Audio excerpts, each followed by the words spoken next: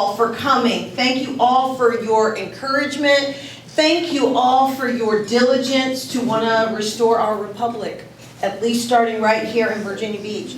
And so we did have a speaker already lined up, but she is a substitute teacher in Newport News. She is an awesome lady. Like, I've gone to a couple of their breakfast clubs that they have throughout the state, and she does a wonderful presentation of the General Assembly and things that go on there and how to follow the bills. And I just thought it was a great idea to give a refresher course for her to be here, for those that are veterans in the subject, but of course give some training for those that are new.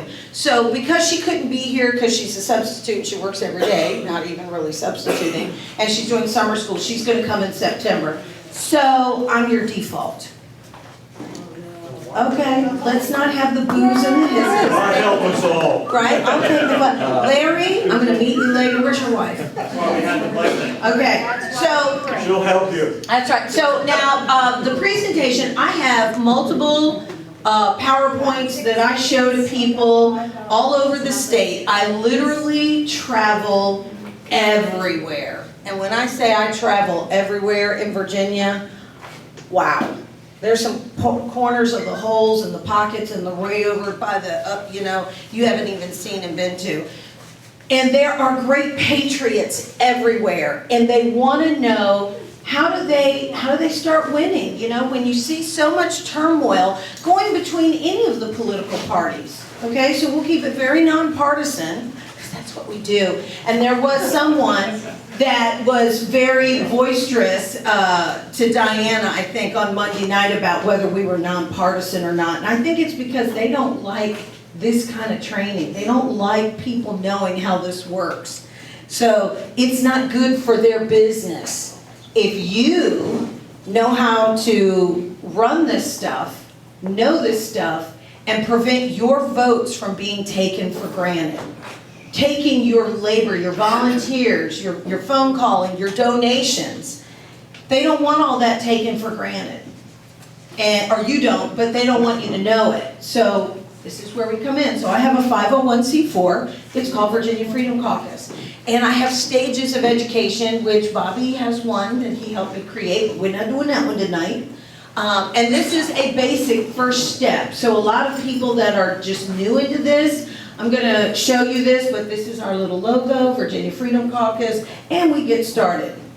Okay, I like to bring a lot of biblical things into every aspect of what I do. And some of you may have different levels of your faith, and that's okay. This is mine, and I like to bring that. I feel like God should be in everything that we do. That's how important it is. Everything that we do. When they talk about church and state, and they have to be separated, there's a lot of people that are not faith-based people that say, oh no, you have to keep church out of your state. That's what the division of church and state means. And what they don't realize is that's not what it means at all. It means to not have the same ruler over your church and your state. But God should be in everything that you do. Everything that you do. So, here is 2 Chronicles 20:15. He said, listen, King Jehoshaphat and all who live in Judea and Jerusalem, this is what the Lord says to you. Do not be afraid or discouraged because of this vast army. For the battle is not yours, but God's. Amen. Anybody think that resonates with anything that you've gone through recently? Yeah, our last meeting. So, like I said, the battle is not yours, it's His, and we will be victorious in all that we do because of that. And if you keep that as a forefront for what you do, I think you'll be successful in everything that you do. Okay. Point of information. I know you are not in the middle of my presentation, get on my nerves. Okay, what's up, Todd? I just all want you to know, before I walked into that meeting last Monday night, I asked the Lord, I said, Lord, I want you to reveal what is truly going on in this republic right now, tonight. And I said, I pray you would do that so that people's eyes will be open and people will know the truth. Did he not do that Monday night? He did. But here at the Tea Party, being a 501c4, we are nonpartisan. So we have to speak about it in that way. And so I want to keep, oh, Dinah doesn't have to move the camera, sorry, I have to stand here, I'm being instructed. So, that said, I've got, this is a picture of books that are important to your mission for knowing the battle and being prepared with the battle. And I brought some of them with me. So this is one of the books that's right up here. Anybody know what this book is? Okay, so for our newbies, this is Robert's Rules of Order. This meeting is held under Robert's Rules of Order. Your civic league meetings are held under Robert's Rules of Order. If you belong to any political party, it's run under Robert's Rules of Order. Most church congregations, when they have meetings, business meetings, they're run under Robert's Rules of Order, and this is the 12th edition. And the reason they call it the 12th edition is because there were 11 editions before it. That's me. I'm trying to give. So this is the newest edition, and this is a very important book when you want to be in the battle of restoring our republic. This is, they use Robert's Rules of Order in Congress, by the way. Okay? So, and they use this in the General Assembly, by the way. They use this in your city council, by the way. So, Robert's Rules of Order is very important for every discussion, debate that you want to be in. This is a book that you need to know. Another book that you need is the Constitution. And I would think that most people in this room are constitutionalists. So this is a book to have. And it's one to know. How many amendments are in here? What does it say? So know it. Because I'll tell you, under another party organization, it had a different chair. And we talked a lot about this. Leslie, you were in the room, and there was a guy named David Dull who was in there as a member too, and he was very like-minded to us. And the chairman of that organization thought he was going to catch me and David Dull off guard. Because we, well, we're Constitution, you got to do the Constitution, da-da-da-da. And he started asking us questions about the Constitution, and we didn't have to pull it out of our pocket to be able to answer it. The room was like, and so that chairman was stunned that we knew the questions. So the other book, which I have brought up to you guys before, just whip it out of here, is this book. Anybody want to tell me what this book is? Virginia Election Laws. So how many people think that 2020 was a stolen election? Okay, so 90% of the room thinks that 2020 was stolen. How many people say they want to be in the room inside the precincts when voting is going on? You want to be an observer inside? Okay. If you had this with you, and they were pulling some stunts, and you see how I've got my Robert's Rules of Order book? See, I've got all my tabs? You should start tabbing in your book what's supposed to be going on inside the precincts. So if you want to know about election integrity, why not arm yourself with the facts? There's nothing worse than someone on our team that starts yelling out stuff and they look like fools because they don't know what they're saying. They don't know what they're talking about. The goal here is for you to be educated on every aspect of this. So when you walk into the battle, right, God's going to arm us. He's giving us the armor right here. You have a question? So the application of knowledge is power. That's it. Application of knowledge is power. So, again, the books that are on this screen, the other one is and I don't have it because it depends on your organization. What organization are you with? Do you have a civic league? Because you have a rule book for your civic league. Are you in a political party? Right? So it doesn't matter if you're libertarians. It doesn't matter if you're a Democrat, or if you're a Republican, or if you're a Green Party. If they are an organized party, they have to have their own playbook, their own rule book. Some of them call it a party plan, some of them call it a rule book, some of it call whatever it is they call it. Right? What do they call it in the Libertarian Party? What? The rule book. Do they just... We have to go by Robert's rules. We just keep our meetings closed to paid members, which we only allow 7 of. Okay. We don't ask for membership dues, so nobody can vote in our Robert's rules. Okay, well, and then there's no organization. That's the best organization ever. And then there's none. It's all my money. It's all anarchist. Okay, so again, whatever organization that you want to go into, okay, you want to base your conversation off of our Constitution. Because if it's not in the Constitution, then they shouldn't be doing it anyway. If it's not in an election law book, and this changes every year. So I want you to know, every time they change a comma in this book, every year, they have to reissue the whole new book. The book is $35. And you can see where to get it. It's every year. And here's the thing. If there's only a couple of changes, maybe you can highlight them and add to the page what the new rule is, because you can copy it right off of the Virginia website, and you can print it up and put it in here for that particular column. But the rules change every time we go into the General Assembly. They can change election laws, and right now, people can have same-day voting registration. So you lived in Kalamazoo, Missouri, and now you live in Virginia, and you want to vote on election day, you can do that in Virginia now. I think it's wrong, but you know what? Elections have consequences. You can't change that until. Elections have consequences, and that's done in the General Assembly. Here's the other thing you need to know. So not only do they have same-day registration, but you're from Missouri, and you move to Virginia, and you produce an electric bill or whatever it is they make you say, hey, I'm here, and you vote provisional, right? And then they verify it, and they'll accept or decline the ballot based on what their research is.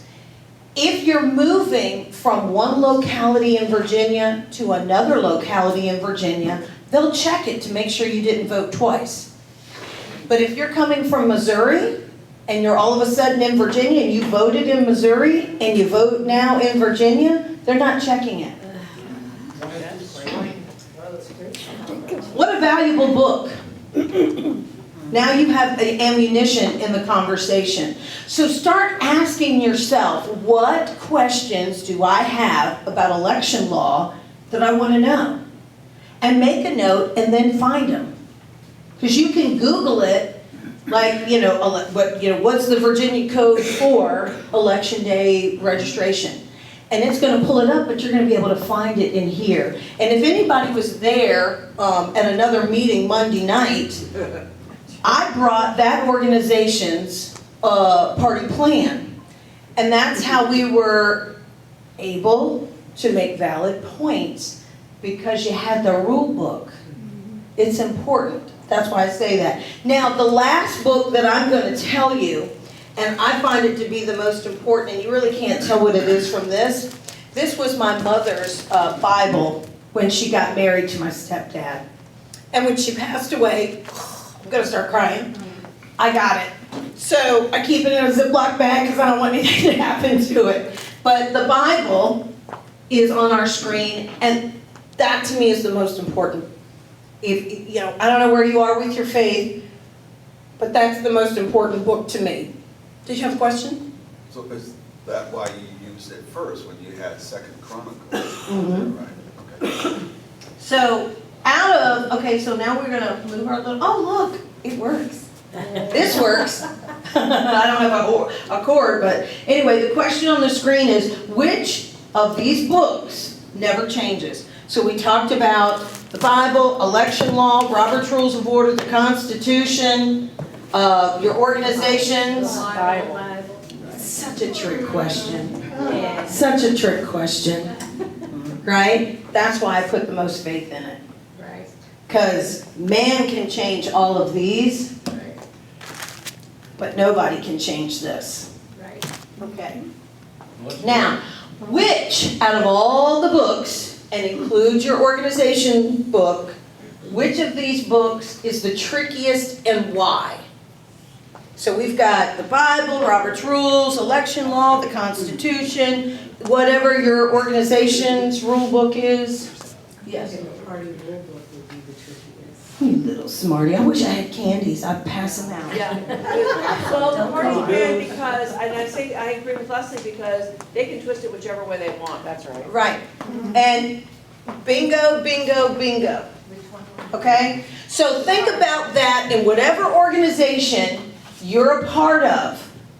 Because if it has this right here in it, and let me read it. It says Article 3, Section D, duties. Number 1, State Central Committee. A, the State Central Committee shall formulate and provide for the execution of such policies, plans, measures as it may deem conducive to the best interest of the party. Read that again. To the best interest of the party and in conformity with the state party plan. So that right there tells you in this rule book, they can make it up because, well, it's not in the best interest of the party if we don't want to keep you. Because we're going to just deem that whatever you're doing is bad and might hold us accountable. So we don't like that. Anybody remember Suffolk when they came to talk to us? Yes. Yeah. That's where they got to do it. Right here. In the best interest of the party. And who determines what the best interest of the party is? Oh, that's right, State Central Committee. And then it says, and in conformity with the party plan. Well, if that's in the party plan, they can make up the rules and change them because it's not in the best interest of the party, then they're conforming to the party plan.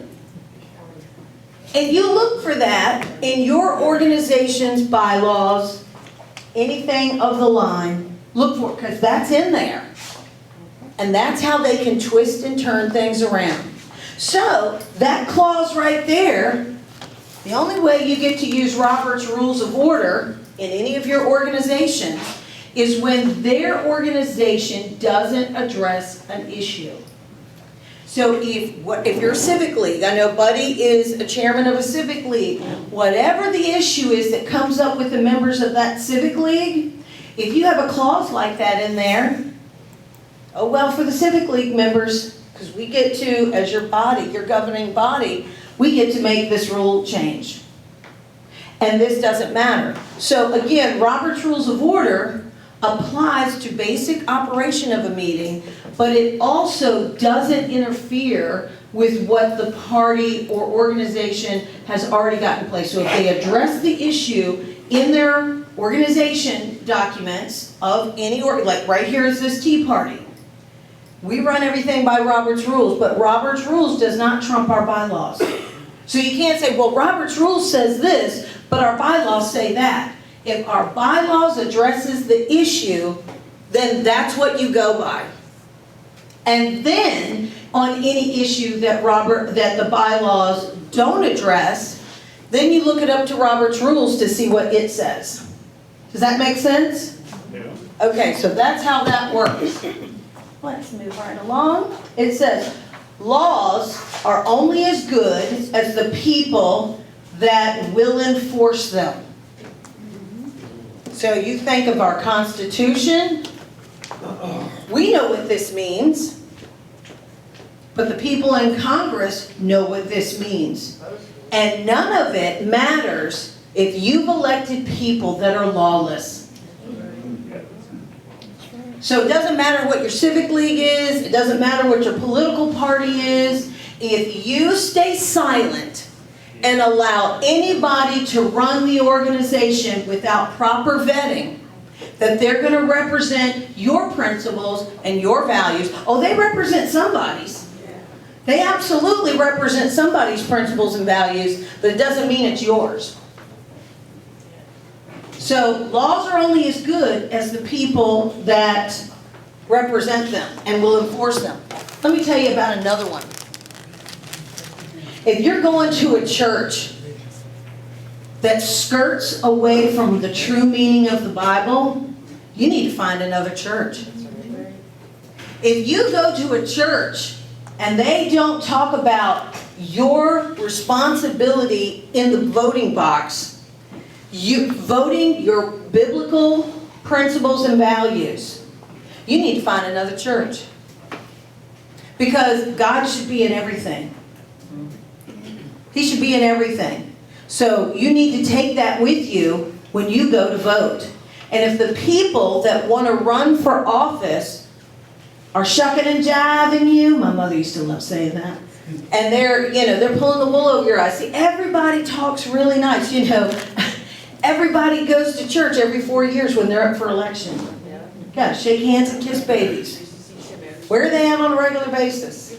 Okay, so I'm just saying, you need to find a biblical preacher that's going to preach the Bible and use it for your political influence as well. Because God should be in everything. God didn't say, well, I want to be in everything but your schools.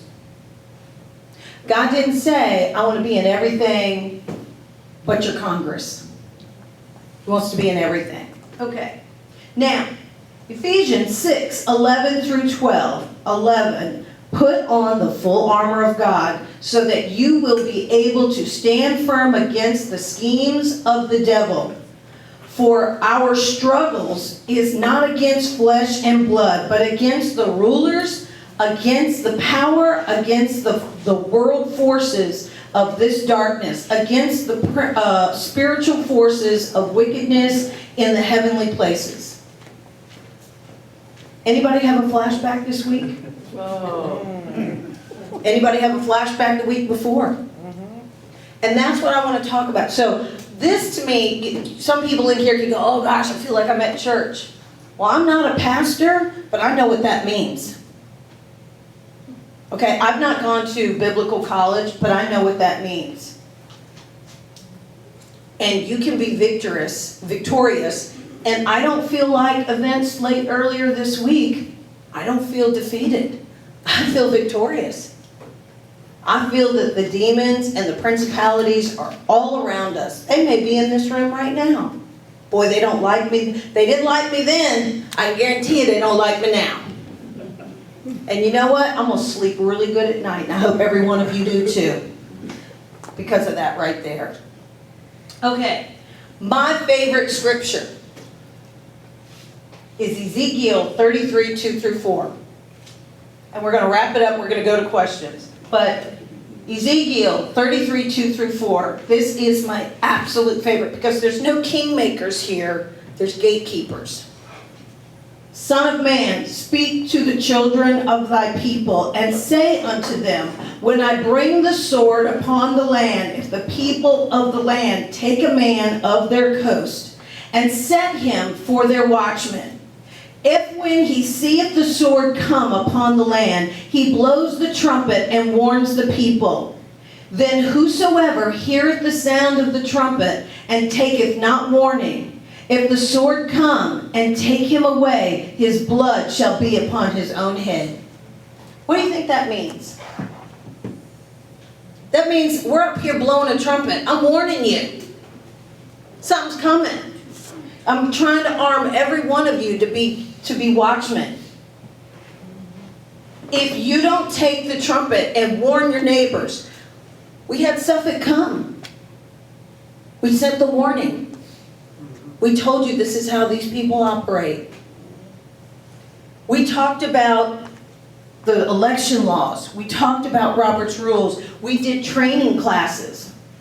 By the way, there were many of you in this room that I consider rock stars. Because you caught right on and you weren't going to allow yourselves to be taken for granted anymore. So this right here means get you a guardsman, get you a watchman, put them on the fence. You know what I'm saying? Put them on the fence and start yelling the trumpet when things know what's going on. And by doing that, you prepare yourself for the battle to come. That's what this is about. So That's my brief beginner's presentation. I have like 3 or 4 of them and they get a lot more involved.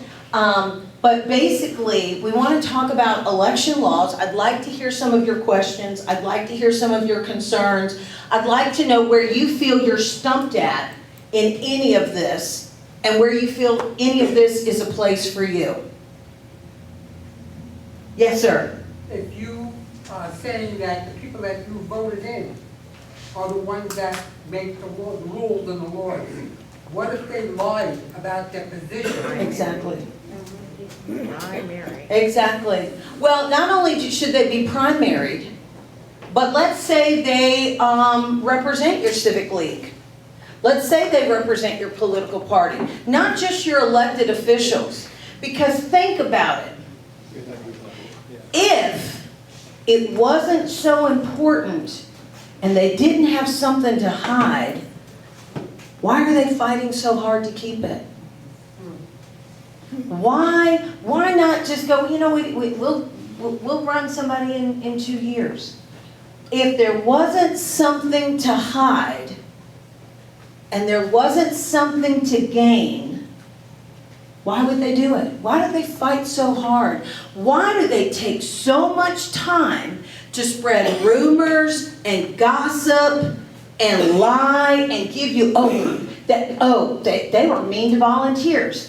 They have a litany of things, but not one real example of what anybody has done. They just go, well, you know, there's a rumor about a rumor that there's a rumor, and this person's involved in the rumor. It must be true. What's that? Mark Don't- Twain's saying. Say that again? There's a saying, like Mark Twain something, I'm paraphrasing it, that if you tell a lie often enough, People will believe it. People will start to believe it. yeah. So don't believe it. I know there's at least one other person in this room that's been through a lot more than me, and having people say things about them that aren't true, that could be very slanderous, depending on how you look at it. And I know personally, it's going on still, where people, I've literally had to tell people, either you knock it off, or I'm going to have to send a cease and desist. I'm getting sick of it. I'm getting sick of it. And you should be sick of it too. So know who you're trusting. Don't just believe it. Look, every time I tell you something, every time I present something in this room, I give you the facts to go with it. I show you where to go get the receipts. And if somebody's going to tell you something, make sure you can investigate the receipts. Just don't believe them. Because that's why when, and we have a very good friend that knows Robert's Rules probably a heck of a lot better than me, I'm like, I need you to cite that for me. I need you to cite where you saw that in Robert's Rules. Not just because I want the proof, because I want the proof, but I want to know it for the next time, and that's why I got little tags on my book. So, but you should know what it means. Like when I read that particular scripture, the Ezekiel 33, 2 through 4, I read that to someone and they're like, okay, you need to break that down. What does that mean? It means if you've got someone that's a watchman on your wall and they're telling you, the Philistines are coming, the Philistines are coming, Paul Revere, the British are coming, the British are coming, and you're like, I don't know what this fool is yelling out there, I'm tired, and you go back to bed, and then they come and raid your house. Then they come in with the sword. It's your fault because you wouldn't listen. So make sure you arm yourself with the armor for this battle. Now, obviously this was battle with swords and blood and all that implies, and the torture that they did to Christians. But talk about, you know, the political battles that you may be in right now. Every one of you have seen it. Look, I didn't look this up yesterday and go, yeah, I'm going to flag all these pages. You know, turn off the Kardashian trash and turn on your government. You know what I'm saying? Turn off that trash on TV and pick up something that's going to feed your brain and protect your family. This is your armor. This is your main armor, right? Okay. You had something? Question, I mean, I'm just trying to figure out how they recruit, how candidate recruitment goes. Because I know I live in a district we're going through the second general assembly cycle in a row without a Republican candidate for House of Delegates. And I'm told, well, it's because we can't win that race. Okay, yeah, you can't win the race because you don't have a candidate. You don't have to- Right. So that goes into campaign strategies. And that might be for another day when you want to talk about different campaign strategies, but more to her subject. So we know that some of us are Democrats, some of us are Republicans, some of us are Libertarians. So speaking in general terms, that's actually a phase 2 presentation that I do have on this. I have this on this computer. I can pull it up. But you want to talk campaign strategy. And what's the number one thing that you learned at our campaign training class in May? Data, data, data. That's right. Data, data, data. That's 3 things. That's right. But it's the same thing 3 times. It's like having 3 items in the 10 items or less, and because they're the same bag of chips, they consider it 1 item. So, I have a question. yes. And it's something that I've actually been asked a lot. You have a party that you belong to that, I mean, we have, like you said, different parties sitting in here and we get along, we accept each other's ideas, stuff Nick like opened the that. door for me. Right? I just want to say. I just wanted to- So my question Go is, in a party where the people in power, even though you have Robert rules, even though you have the state party plan, when they absolutely refuse to go by those rules, they're still a private organization. What is the legal ramifications of that? How do you get them in trouble? Well, I'm going to tell you of the experience that I know of. Every civic league may handle things differently. We here as the Tea Party, we have bylaws, and when someone puts an infraction to our bylaws, we have a policy. And we exercise that policy because we're diligent people.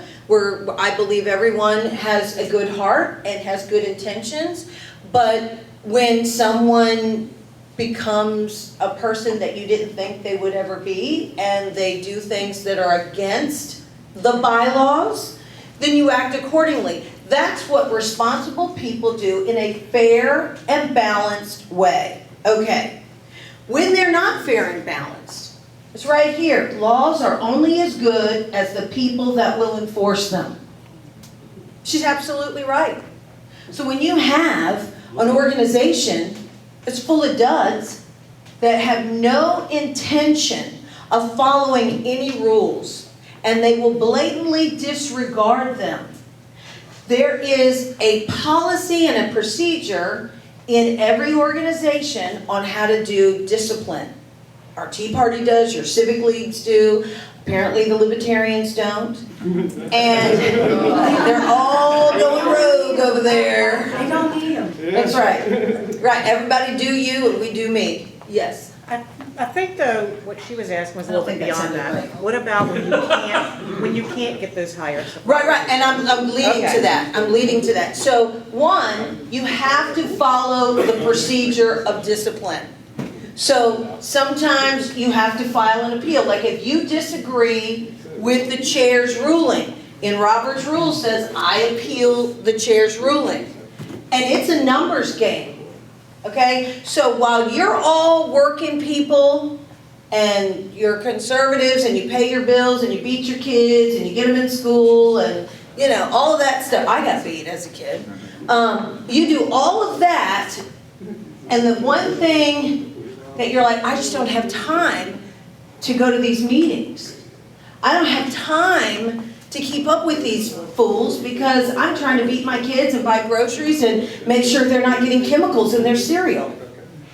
All of that's going on, and you're right. So you have to follow, you have to go the distance of what the bylaws of that organization say for disciplinary and challenging. When that doesn't work, raise money and get you a lawyer. I have one. I love mine. Because anytime I call, they're like, not a problem, Waverly, we'll get that done. And I usually don't have to have a big paycheck to get her So done. you can actually take them to court, like. There are ways to take organizations to work that are not following their own rules. So we have an election that happened that involved all of Virginia Beach. That's right. And all of a sudden it's just turned over. Yes, so she's talking about an election that was turned over in Virginia Beach. The will of the people spoke, and malfeasance is what her interpretation is of what happened and undid an election. And you need to A, follow the procedure of that organization for discipline. And here's the thing. When I tell people to follow the organization, when they say, okay, look, you have to file your complaint. You have to say what it is was wrong. But you can't just make up a bunch of stuff and put it on a piece of paper and pass it out to everybody and say, this is what all happened. Yeah. Which is completely vague, has no points to it, it doesn't give you any depth of what took place. You can't just do that, because that's not right. And here's the thing. Who said that when good men do nothing, evil prevails? Who said it? Edmund Burke. Huh? A member? I'm sorry? Edmund Burke. No, I thought it was Thomas Jefferson. No. Was it? I could be wrong. It was Burke? It was a Burker. We love John Burke. It was Burke. Anyway, it was Burke. Okay, Edmund Burke. So when good men do nothing, evil prevails. And right now, everybody says, I don't care about that anymore. I'm tired of fighting with these people. I'm done with all of this mess. Get somebody younger to do it. Here's the problem. You want to know how you replace them? Create an ecosystem. Create an ecosystem. Because your opponents have one. And while you were sleeping and not paying attention and going, oh, I'm so tired of doing it, you didn't take the time off. Let's say Congress has summer break. They kind of do. Right. Right. So that's when you start recruiting. That's why everybody in this room needs to bring a guest. Thank you, Leslie's brought people. Teresa's brought a whole table, or not Teresa, but Trina brought a whole table full of folks. Everybody bring somebody. How we don't bring any more of him. I can't take this guy. I'm gonna have to straighten him out one way or another. Teresa, take him to the bathroom and beat him. No, I'm just kidding. I say that in jest. Bert is great, and 9 times out of 10 he votes with me, so I like him. Nick is the child, the problem child, but Bert 9 times out of 10 he votes with me, so I can live with that.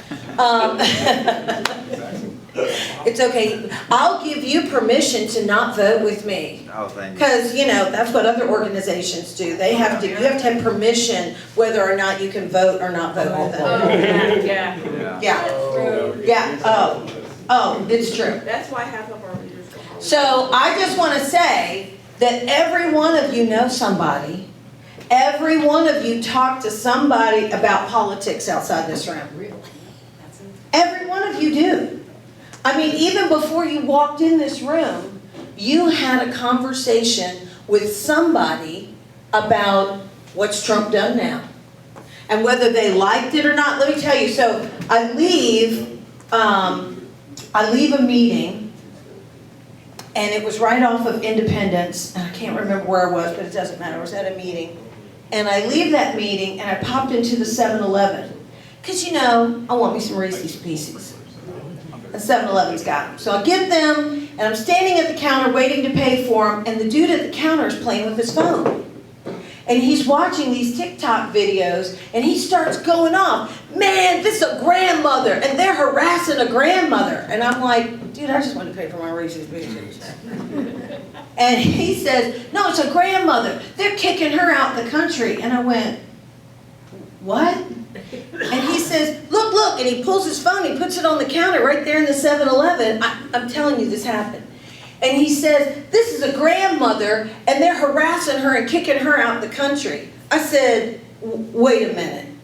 She's been here long enough to make grandchildren, and she ain't become a citizen yet? Are you kidding me? I said, that's her fault. Yeah. Okay, if you've been here long enough to make grandchildren and you ain't become a citizen, there's something else going on here. You've been here 20 years, okay, because you got 2 little grandchildren they were showing on that TikTok video, and you haven't made yourself a citizen. There's a reason you haven't made yourself a citizen. There's more to this story. And let me tell you, if you've been here 20 years and they won't give you citizenship, maybe you should leave. Maybe you should. So anyway, I said it to him in a much more aggressive way. Because I was like, dude, she's been here 20 years and she's got grandchildren and she hasn't become a citizen. That's her own fault. That's on her. That's right. Sign the guest book, man. What did he say? He went, oh yeah, that's true, yeah, that's a good point. Yeah. He did, I'm telling you, I called my friend Patty Lyman as soon as I got in the car. I was like, girl, you're not gonna believe, because Patty is an immigration lawyer. So if you wanna have immigration conversations, I will find you a person to debate. So I was like, you're not gonna believe this thing this guy just said to me in the 7-Eleven. So there are people, now I'm not gonna invite him to the party, but maybe I will. Maybe he should come and really get the big picture of what immigration and the value of our citizenship. Because all of that stuff, in my opinion, I don't know where everybody is on it, it devalues you as a citizen. If anybody can have it, there's no standards, then why are you complaining about your government anyway?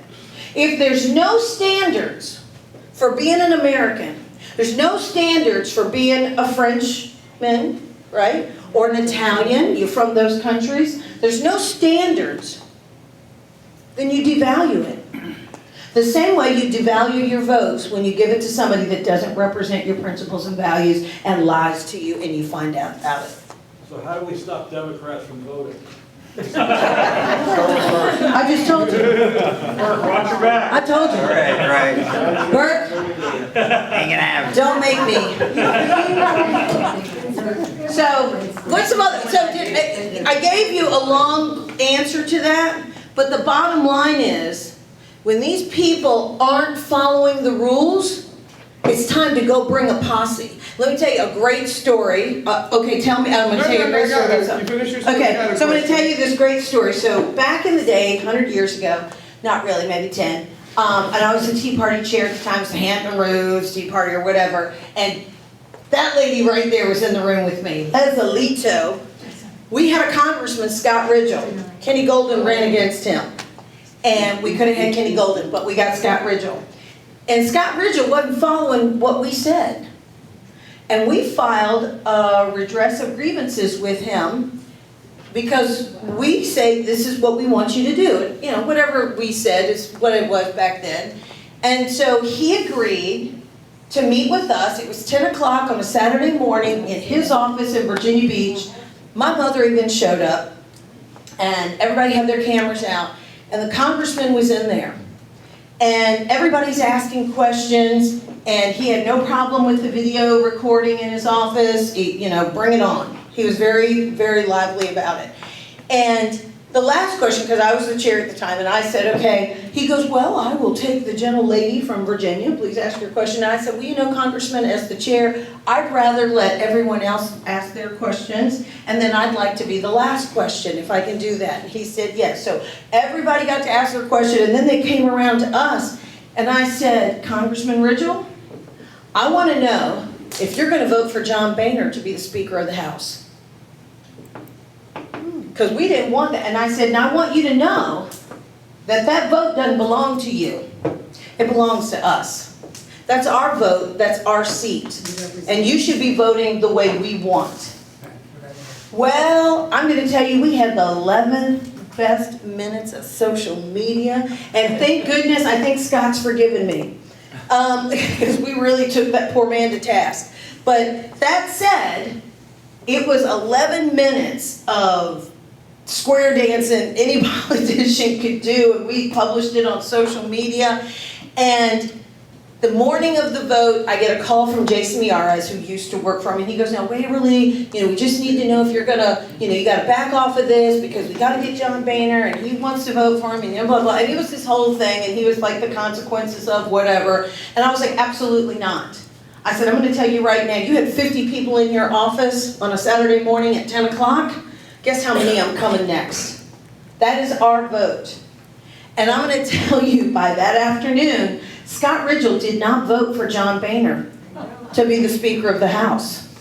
And my phone was blown up by Dave Bratt, Congressman Dave Bratt, that Leslie Alito helped get elected. My phone was blown up by Noah Wall from Freedom Works. I mean, it was like, what the heck, Scott Ridgell didn't vote for John Boehner. That's our vote. So what I'm telling you in that is, remember what Ronald Reagan said? If you can't make them see the light, make them feel the heat. If you can't make them see the light, make them feel the heat. And Monday night we did But you that. have to have the numbers. You have to have the numbers. Well, let me tell you, over 50 people showing up in a congressional office on a Saturday morning at 10 o'clock, that's numbers. And not only that, but I also worked with Freedom Works to fill buses to go to Congress. And that I was in, like, the bus captain, right? It was a nice bus. We had coolers and stuff, right? I get to be the bus captain. And we filled that bus. There's 50 people on that bus. We schlepped all the way up to D.C. in March, and it was snowing. It was freezing cold, and I looked cute in my shoes, but my toes were cold, and it was snowing. I'm telling you, it was cold in D.C. It's a different kind of cold up there than it is down here. And let me tell you, that says something. Okay? So and we're going to talk about that even more in a closed session when we go to executive session later on tonight. But there are great ideas, because remember, you don't always have to throw the baby out with the bathwater, right? We might have some decent elected officials. We probably got some really bad ones that got to go. But if you can't make them see the light, make them feel the heat. Data makes a difference. Yes? Just to go along with that, you don't have to go as militant as what she did. You can call, like was brought up here, it says when a person running for office says one thing and they start doing other things when they're in office, you hold them accountable. You call them, email them, write them letters, because they have to log all of those. And if you get more and more people to write and call, actually the best time to call is when the office is closed, because then you fill up their mailbox, and they have to count them all in the morning. Yep. Oh, let me tell you another little trick. One of the General Assembly members who was getting all those phone calls and emails didn't want to acknowledge that they got them and said, we're not getting any calls. We're not getting any calls because you called them directly to their office. But if you go through the switchboard, that's where they have to document it. They don't have to document it when you go directly to their office. They have to document it when you go through the switchboard, and they have to transfer your calls. Yeah, and guess what? All the people that don't like me watching this don't like me telling you that. So remember that. You call the switchboard because the switchboard gets blown up. And I'll tell you, it happened not too long ago with a guy named Matt Strickland up in Fredericksburg, Virginia. They, during COVID, he refused, and I just love this guy. I think he's a rock star. If you haven't looked at his Facebook page, you should, because he took them on, and he wasn't playing around.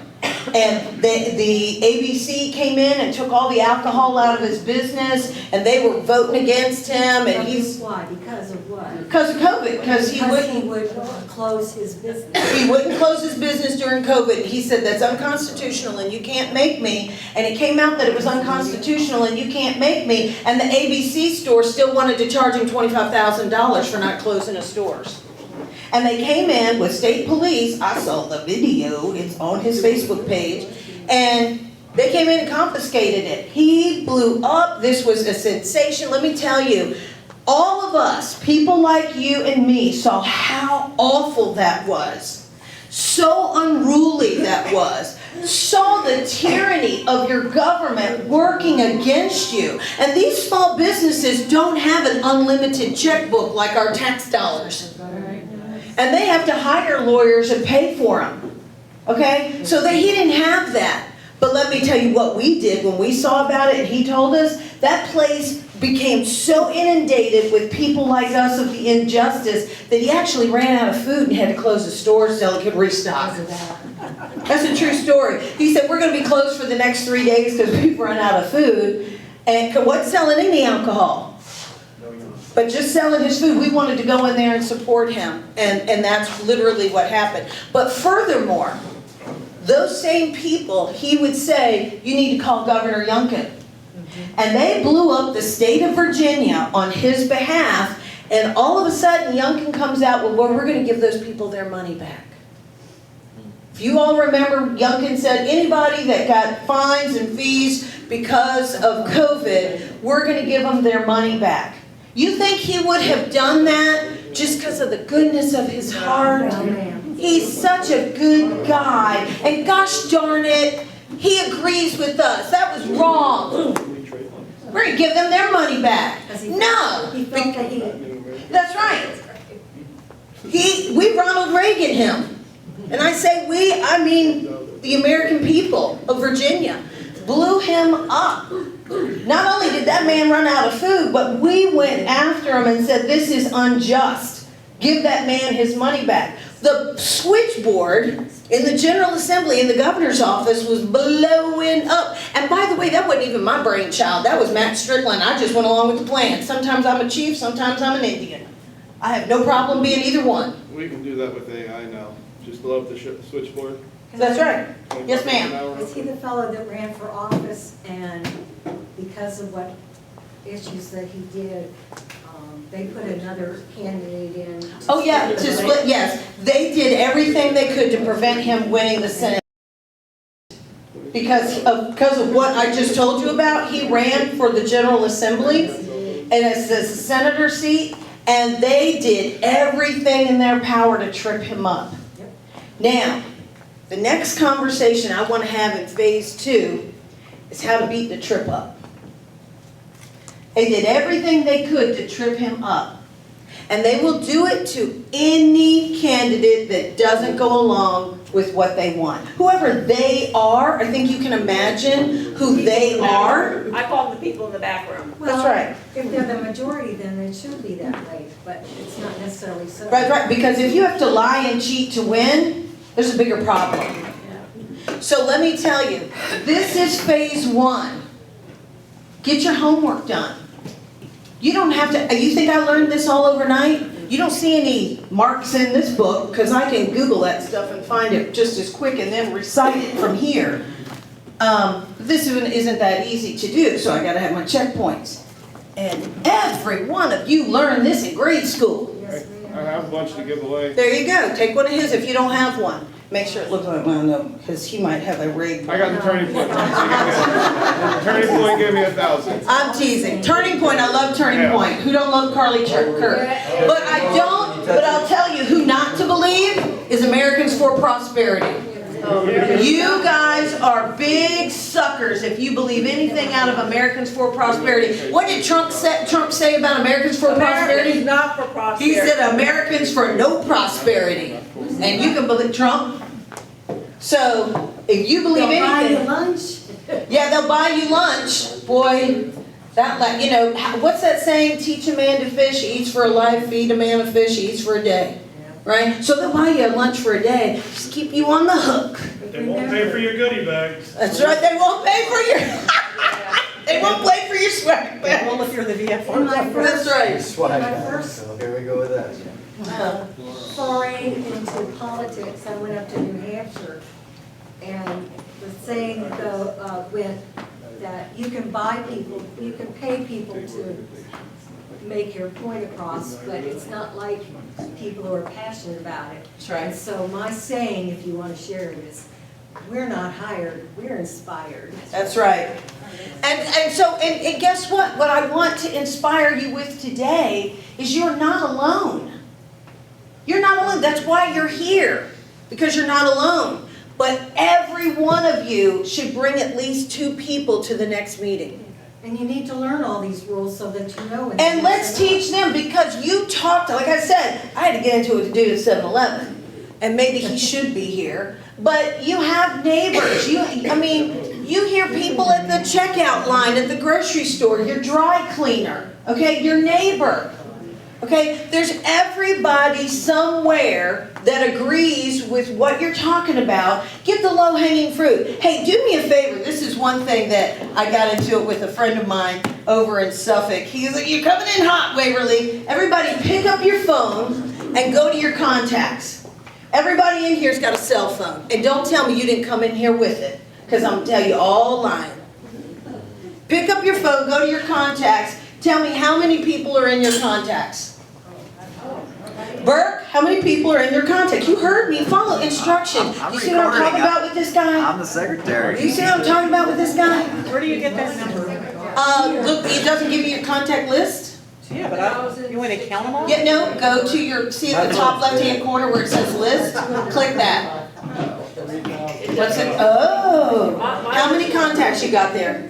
900. 1,600 contacts. What do you got, Teresa Chadwick? I can't tell on my phone, seriously. Come here. What is it? An iPhone? It's an Android. Oh, somebody else. 2,600 right there. Burke, what you got? 2,000 plus. On his person. Yes, ma'am. How many? 126. 126. I feel like the price is right.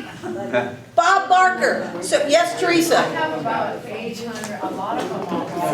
It's all good. You have 800. So let me tell you, 800 people Teresa has not talked to about coming to this party.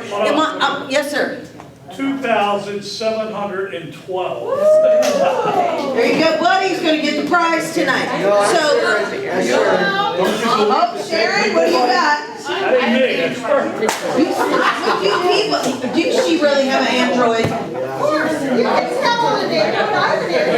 Tell how many, how do you find it? I got 3,100, but I used to be a Democrat, so. Okay, segregate your list. Segregate your list. But, so I say that because every one of you have contacts on your phone of those people that are not in this room, that live in this city or nearby. 750. Okay, so I'm telling you, Teresa Langiel has not talked to 800 people about coming to this party meeting. Right? So, Probably has. no, she will talk them to death, they don't answer the phone. So I'm just saying, everybody, you have to build your ecosystem, okay? There's a reason we got 50 people in Scott Ridgell's office at 10 o'clock on a Saturday morning, okay? And it wasn't because they didn't have something better to do, okay? Because I can think of 100 things better to do than going and fight with my congressman. Like, I could shove my wisdom teeth back in. That would be a lot more fun than having to fight with my congressman. I see her in church every week. I have to pray all the. And she needs to get the holy water out, start splashing that stuff around, man. Just saying. Anybody that's Catholic and doesn't come to this room with some spare holy water, you're in trouble. Put some Catholic, I need some holy water. I'm not even Catholic, but I want some. So all I'm saying is, you want to make a difference. You want to build your voice. You want them to feel the heat because they refuse to see the light. And you want to know what to do. You've got the simplest thing to do right now, and that's on your cell phone. You know, this gentleman is running for office. Did you call every one of the people on that cell phone and ask them to donate to your campaign? Almost all of them. Did you ask them to volunteer for your campaign and work a precinct on election All the day? ones who live in Virginia Beach. Well, I don't care if they live in Chesapeake, they can. No, I'm from Connecticut originally. And Oh, he's one of them. I'm a Republican though. Thank God you got out. Bernie Sanders Republican, folks. No, I'm just kidding. I'm just kidding. I'm just kidding. Just kidding. But you guys get the point, right? Like, am I beating this horse to death? Are we getting it? So, Teresa, when you ask me what can you do, Start with that list of 800, and every one of them that live in the city of Virginia Beach that aren't in this room already, get them in this room. That's number one. We're gonna need a bigger Let's vote. start. Dun, dun, dun, dun. Okay, so then we start teaching them this stuff. You think everybody just wakes up and knows the Constitution? You think everybody just gets this stuff? Because I can tell you, it's taken me a lifetime. I'm a slow learner. So I have a question. All right, wait, who's going first? Just remember, you may lose battles, but it's a war, so you have to take your losses. But they want you to go away, not go away mad, just go away. Right. Don't go away. That's right. That's right. Stick in the fight. Stick in the fight. Because Ronald Reagan also said freedom is one generation away. And if we don't build and educate the next generation on what freedom really means, because you think freedom means you're in the Army, the Navy, the Air Force, the Marines. And that's true. That's the literal freedom. Okay? That's the ultimate sacrifice, is our veterans. Okay? But think about the proverbial war that's here. Because think about the idiots that are passing the laws that sent them to go die for us. I don't want one soldier, not one American dying anywhere because of somebody's stupid law. Because somebody makes a profit off of war, Dick Cheney. Okay? So, Ron Paul, we all love him. Started that a long time. So I just want to say, I have no problem going to war for the right reason. Do you think I want to be in Ukraine? No. So I'm just telling you guys, you don't have to throw the baby out with the bathwater. But if they don't see the light, make them feel the heat. And if you want them to feel the heat, fill this room. Fill this room. And every one of you have social media pages, you have family, you have your cell phone, you got your Christmas card list, you got your dry cleaners. You have your own personal resources. So every one of you that says, oh, I don't know what to do, I can't do this, I can't do that. Every one of you that doesn't go through your cell phone and start pulling those people in. It's all your fault. No, it's Ezekiel 33:2-7. I told you, and you didn't listen. Yes. Okay, it's 8:12. Okay. I wanted to ask a question, on these trainings that you're having. You won't be doing those every meeting, are you gonna? No, this was. Separate?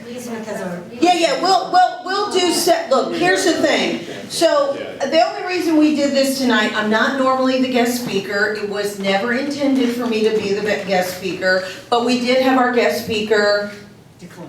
She couldn't come because she had to go teach some kids. And she's just really overwhelmed in Newport News. It was legitimate, and she's great. She is coming in September. So I'm a fill-in. But we will do these trainings as often as you'd like to hear them. We'll do them anytime we can get everybody together. I'm happy to do it. And by the way, the phase 2, so there's another, the phase 3 is what Bobby put together for me. And as I was looking through all my PowerPoints, I actually have a phase 2 that might help make a little bit more sense. But we did a big training here on March 10th. It was a campaign training class. Every one of the board was here. Everyone got some, oh, did I say May? Whatever I said, just know it was May 10th. And at any rate, everybody got something out of it. Everybody that attended that class, they learned something that they didn't know before. And so, all I'm saying is whether you want to be a candidate and run a good campaign, or you want to volunteer for a candidate, the one thing Teresa Langio said is, I learned how the proper campaign should be run, and I don't want to waste my time on a campaign where a candidate doesn't have their act together. They could be the best candidate or the best person for office, that you couldn't find anybody better to be in office. But if they're not willing to run a properly structured campaign, they're doomed anyway. Why invest your blood, sweat, and tears? I mean, why do it? So here's the thing, I want good candidates, I want them to learn the process, I want them to be candidates that we can foster from our own. That's called an ecosystem. You fill the room, you educate the room, you pick from your own, you lift them up, and you help them get elected because they're gonna do the right thing. And if they don't listen, let me tell you another candidate. I really liked Hermie Sadler, and I wanted him to win. Okay, who cares? Hermie didn't do a good campaign. Now, forgive me if Hermie sees this, still love you, kisses. But he didn't, and he kept saying, well, I don't care if this is the right way or the wrong way, this is the way I feel it needs to be done, I'm the candidate, I'm gonna do it my way. Well, guess what, he lost, and all I started doing was singing Frank Sinatra. Did you do it your way? I mean, how'd it look? Right? I did. I'm telling you, my God's honest truth, I started singing Frank to him. I was like, well, you did it your way. How's it looking now? So it's not a matter of doing it your way, it's doing it the right way. You want to have a ground game, I excel in a ground game. I think many of you have seen it. And we're going to continue that. But I'm going to need everybody's help here. You think I can do this all by myself? I got to go write a book when I get home. And I mean, I got to write a book. So I need every one of you in this room that wants victory, that wants to be the watchman, not a kingmaker. Because one thing I always say to every single one of you, you are not a minion.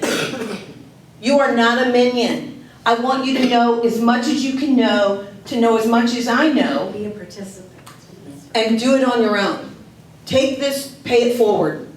You're not a minion. I'm not a kingmaker. I just want to show you the directions. So, that said, let's get into any other questions. Can we close this out? We'll take a brief recess before we get into our business meeting. Okay. Okay, yes, sir. Is there no